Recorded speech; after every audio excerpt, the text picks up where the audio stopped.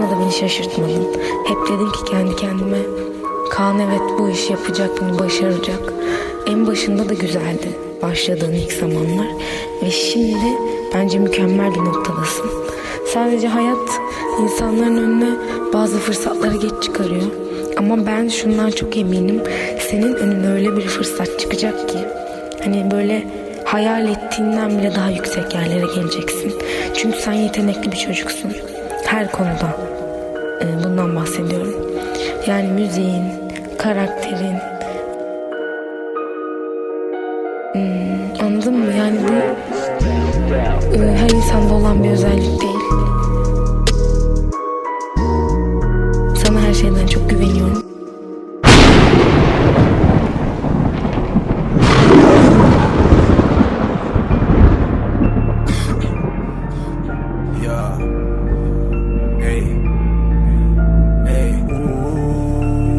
Arayan isterse bulur beni. Arayan isterse bulur beni. Üşümez çünkü buz değeri. Kazanmak olmuş huyum benim. Akan su döner geri. Beynimi kemirdi bu güzel hırs. Hızımız acımasız. Anlayan beni der konuş deli. Sonuç serin. Buyurun benim o iyi RAM dolu iPhone. Karalıma beni dur Guerra Pablo. Daralana bakana da aldanmam lan. Paralanan kafalara bam bam bam bam. Her şey bitti. Para soran herkes gitti. Bana yine geri gelemez mi? Geze geze içemedim eyzi. Gire gire ben bile bezdim. Kirleri silen bir bezdim. Gören beni kalamadı lezbiyen. Hiçbiri geçemedi testi. Yokluk bedenimi etti terk. Bu da hepinize oldu dert. Kaderimi yoramadı benim o kara kitabınız bro, yarına değilim pert. Banki kendini katlet, bak buna kara yazan kalemime rap back. Hep tek bek red, direkt kolay dedim hep tek. Beni bile ekledim yiyemedim ekmek. Bey dedi bebek bana Maybach. Sanki bir düş bak bana değme, kafa eğme. Önce bir düş kalk ya da fame ya da keyfe. Yok ya bu da ney be. Bol yem avıma da beni bile dili gibi sevdiren kolyem var hem hallem. Görmedim halen kendine denk al. Hepsinin nesini kanlıdır hamlem. Kalpte bu amlem, koptu bu meltem. Nerede la kahvem, anla bu halden. Anla bu halden. Dönemem geri. Arayan bulursa beni. Görsene olmuşum deli. Yepyeni doğduğum belli. Dönemem geri. Arayan bulursa beni. Görsene olmuşum deli. Yepyeni doğduğum belli. Dönemem geri. Arayan bulursa beni. Görsene olmuşum deli. Yepyeni doğduğum belli. Dönemem geri. Arayan bulursa beni. Görsene olmuşum belli. Yepyeni doğduğum belli. Bu ya ölene dek. Güler mi Guerra ölene hep. Bana mı inat bu önümde set. Yedi bu mekan saatmir gömmeriz bet. Kabul etmesen de var gerçekler. Geri gelecekler, geri delecekler. Beni görecekler.